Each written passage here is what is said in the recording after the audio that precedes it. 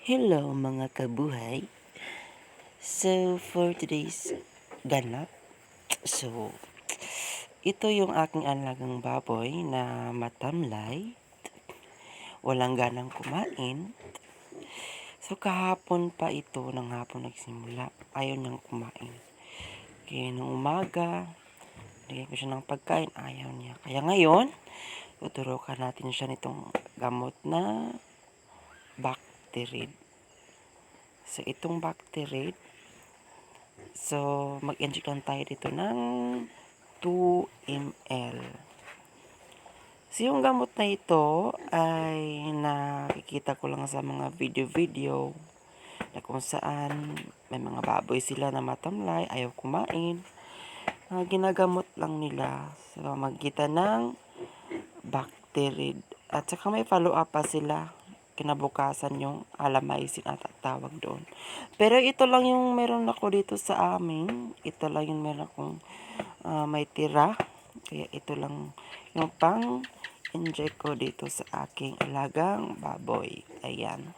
So 2 ml po yung aking itinurok doon sa kanya. So, kaya ng umaga pa po siya. Hindi talaga siya tumatayo. Palagi lamang siyang humihiga dyan. At ayan. So, sa lunch, binigyan ko siya ng pagkain. At ayan. Medyo kumain na siya. Binigyan ko rin siya ng talbos ng kamote pero ayaw niya. Pero nung binigyan ko siya ng fish, ayan. Kinain naman niya. Pero ayon nga, hindi pa rin siya makatayo. Pero good thing dahil kumakain na siya paunti-unti. So, ayan siya. Hindi talaga siya makatayo. Iwan ko kung paralyzed ba yung paan niya. Kasi kahapon, nakatayo naman siya. Pero yung isang paan niya is parang nanginginig. Tsaka bigla siyang uupo. At saka yun niya. Ayan siya. Nakahiga lang siya kapag kumakain. Ano lang yung ganap na. Nauubos naman na yan. Ayan. So, parang tatayo siya pero hindi niya kaya sa katawan niya. Kaya, ayan. Higa lang siya.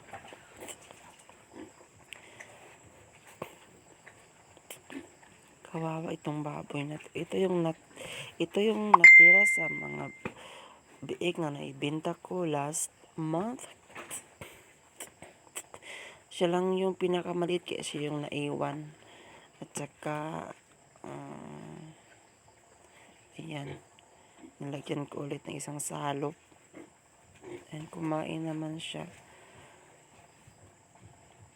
Good thing dahil kumain po siya. Pero yun nga lang, is hindi po siya makatayo. Nahihirapan po siyang makatayo sa lagay niya po na iyan. Kawawa tingnan. Pero yung katawan niya kasi may nakikita ako ng mga pula-pula. Yun siguro yung sanay sa ano niya. Sa pagiging matamlay niya. Saka sa ayaw niya pagkain.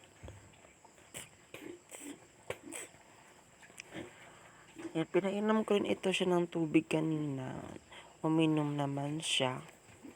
Pero kaunti nga lang din. Pero palagi ko siyang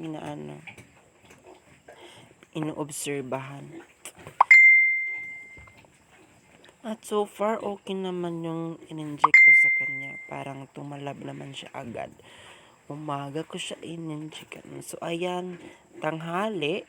Tanghali ito, mga 1 p.m. siguro. Ayan. Tumayo siya. Nakatayo na siya. At ayan, lagyan ko siya ng food.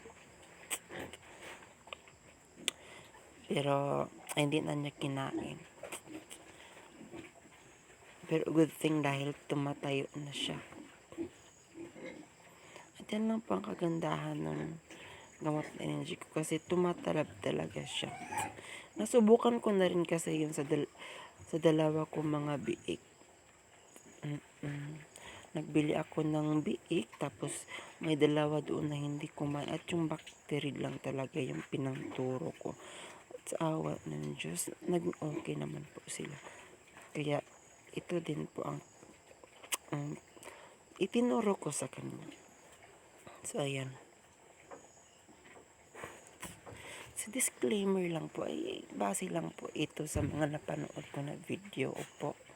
Hindi ko po alam kung nakakagamot talaga iyon ang may karamdaman ng mga baboy. Kaya sa pagkakaalam ko, yung bacteria isa yun sa ginagamit sa pagtatain ng mga baboy. O, nasubukan ko na din yun kaya ako may stock pa dito kasi yung biik ko last month, may isa doon kasi na ayaw na talaga niya tumayo. Palagi na lang siya nasuka, palagi na lang siya natae.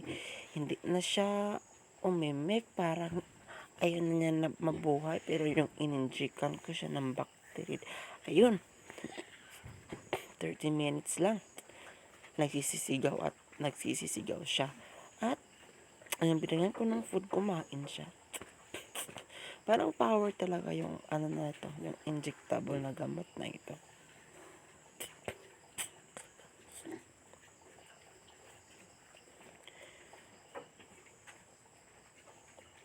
So, ayan. Hindi talaga siya mapakali. Parang may mga dinadamdam talaga siya sa kanyang pangangatawan.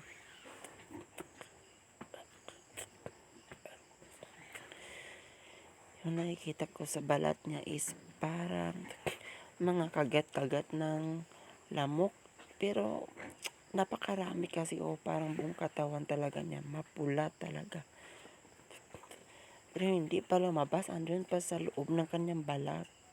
Mahalata naman talaga na may siya, dinadamdam siya.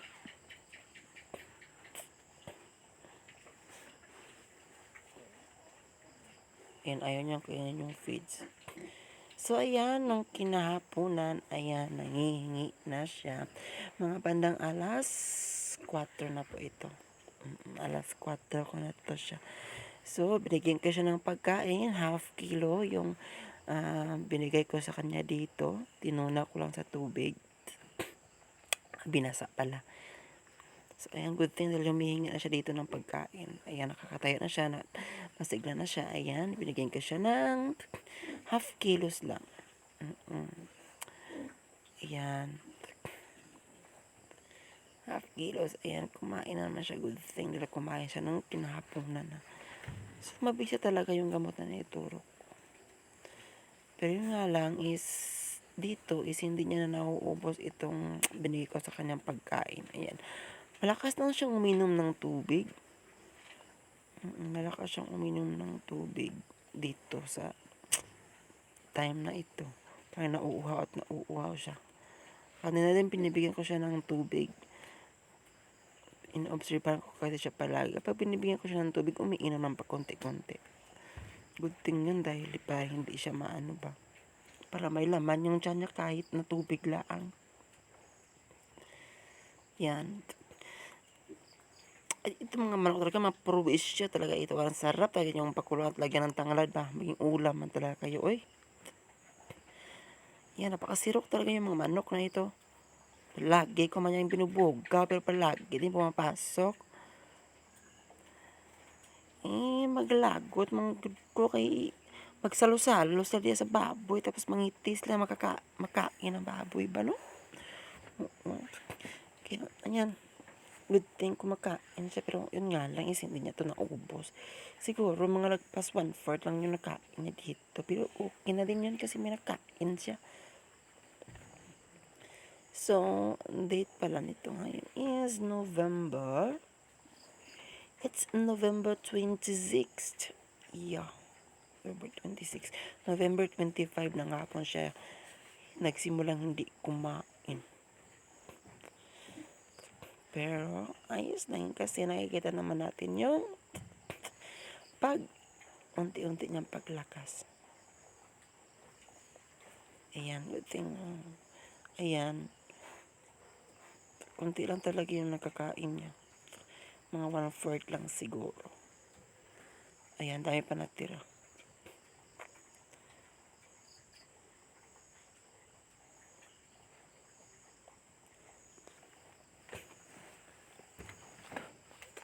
Ang dami pang natira.